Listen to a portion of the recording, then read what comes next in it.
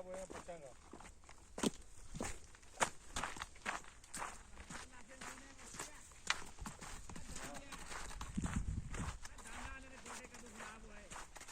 हाँ जी छोटे वाले खराब होने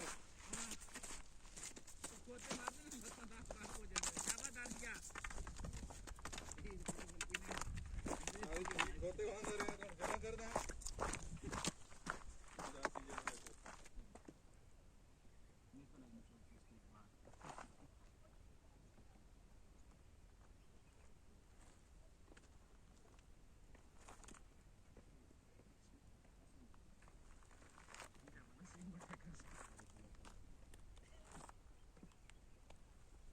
बरान दा काम ही गांडू होंदा